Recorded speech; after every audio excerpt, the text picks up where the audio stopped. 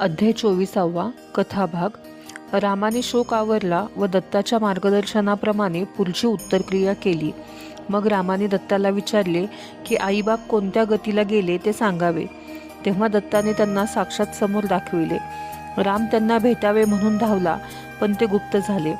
त्यावेळी रामाला अनिवार्य असा शोक झाला.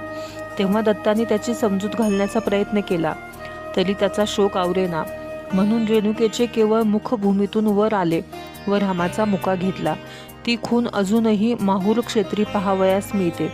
नंतर दत्ताने रामाला प्रतिज्ञेची आठवण करून दिल्यावर त्याला वंदन करून व परशु घेऊन राम निघाला. त्याने युद्धामध्ये सर्व क्षत्रिय पुरुष, मुले बाळे एवढंच नव्हे तर गर्भाचाही नाश केला. असे 21 वेळ करून त्याच्या रक्ताने 5 सरोवरे भरून प्रीत्यर्थ तर्पण केले. मग मात्र त्याला या नरसंहाराबद्दल पश्चाताप झाला आणि त्याने दत्ताला प्रायश्चित्ताविषयी विचारले. तेव्हा दत्ताने त्याला यज्ञ करण्याची आज्ञा दिली. त्याला असेही सांगितले की जिंकलेली सर्व पृथ्वी कश्यप ऋषींना दान द्यावी. त्याप्रमाणे रामाचा यज्ञ चालू झाला.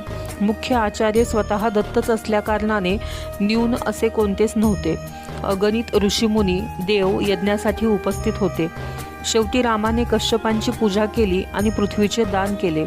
मग मुख्य आचार्य दत्ताची पूजा करून वस्त्रे व भूषण यासहित दक्षिणा अर्पण केली. ती दत्ताने तिथल्या तिथेच वाटून टाकली. सर्वजण निघून गेले. तेव्हा दत्ताने परशुरामाला जवळ ठेवून घेतले व त्रिपुरा रहस्य सांगून तपश्चर्या करण्याची आज्ञा दिली.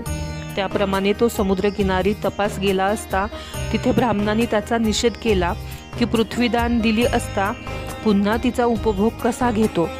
त्यावर रामाने बाणाने समुद्र मागे हटवला आणि 400 कोस लांबीची व 12 कोस रुंदीची कोकणपट्टी निर्माण केली आणि स्वतः चिपळूण गावी राहिला.